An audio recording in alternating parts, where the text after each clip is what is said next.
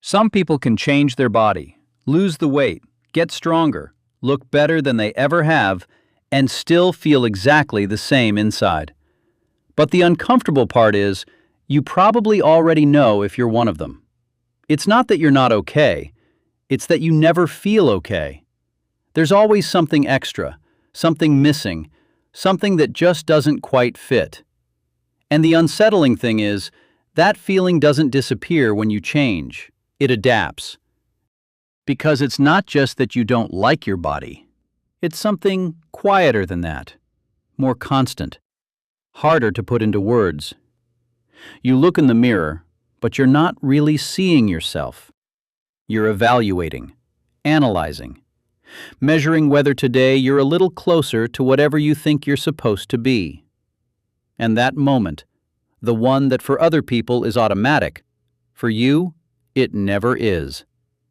There's always something to check, something to adjust, something that doesn't quite convince you. And this is where everything shifts. Because it stops being a glance and becomes a verdict. A moment where you decide whether you're okay today or not. You're not looking at yourself anymore. You're grading yourself. Like your body is an exam you have to pass. Like every single day you have to prove you're getting closer. And when you're not, the feeling isn't neutral. It's heavy.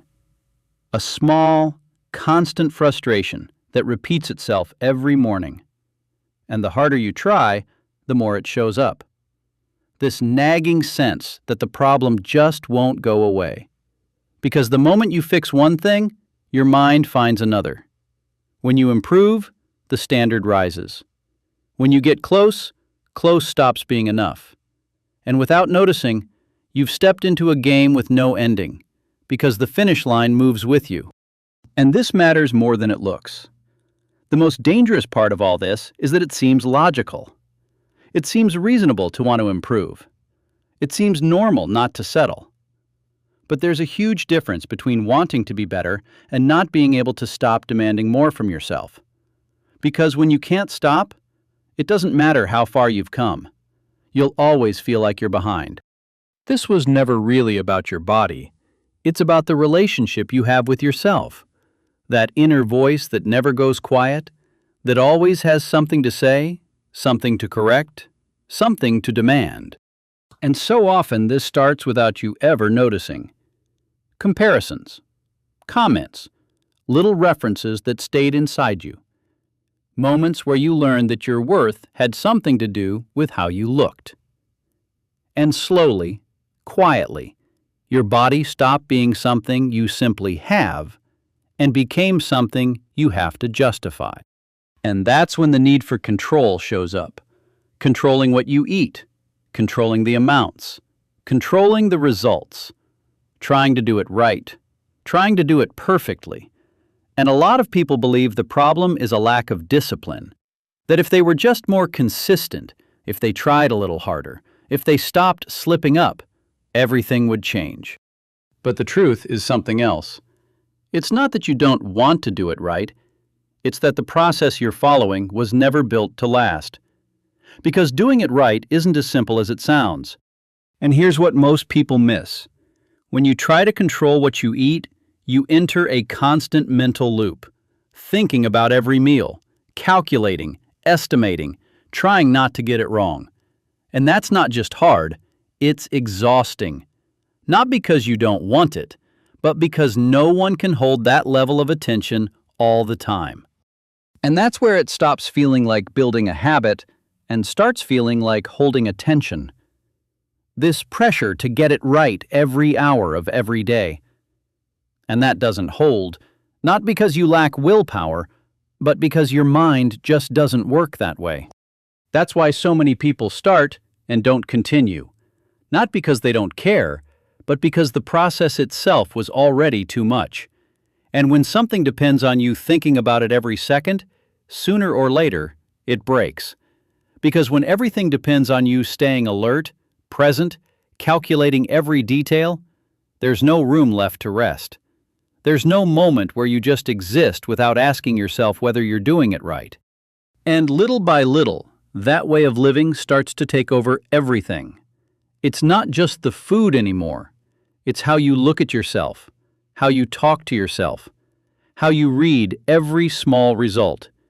And at that point, any mistake, however tiny, stops being a one-off and starts to feel like a personal failure. Like it's not just what you did, but who you are. And that changes everything. Because now you're not trying to improve, you're just trying not to fail. And living like that is exhausting. But here's the thing. Even when you finally do it better, something doesn't change automatically. Because there are people who do everything right and still feel exactly the same. Still see the flaws. Still feel like something's missing. Still think they should be further along. And this is where people get confused. Because the moment something starts working, they think they've solved it. But really, they've only turned down the noise. They haven't touched the root. You can understand it better, organize it better, make it easier. But if the way you see yourself doesn't change, the feeling comes right back. There are people who spend years trying to fix their body, never realizing they were never really trying to fix their body at all. They were trying to feel like enough. And that's not something you reach by changing what's on the outside, because it was never about the outside. It's about how you read what you see. Because once you get used to living this way, everything becomes an unfinished version of something better. Nothing is final. Nothing is enough. Everything is temporary. And that wears you down. Because waiting to feel okay is very different from actually feeling okay. And when that gap stretches long enough, it stops being a feeling. It becomes who you are. A way of moving through the world. So it doesn't matter how much you change, it doesn't matter how far you go, if you keep looking at yourself from a place of lack, lack is all you'll find. And until that changes, it will never be enough. Because at that point, you're not trying to improve anymore. You're trying to reach a version of you that's never going to exist. And that's exactly why it never feels like enough. If this video made you think, or you saw a piece of yourself somewhere in it, I'd really like to hear from you. Sometimes putting it into words is what finally lets you see it differently. And if you want to support this content, leaving a like helps more than you'd think. And by the way, thank you for being here. There's already more than 100,000 of us.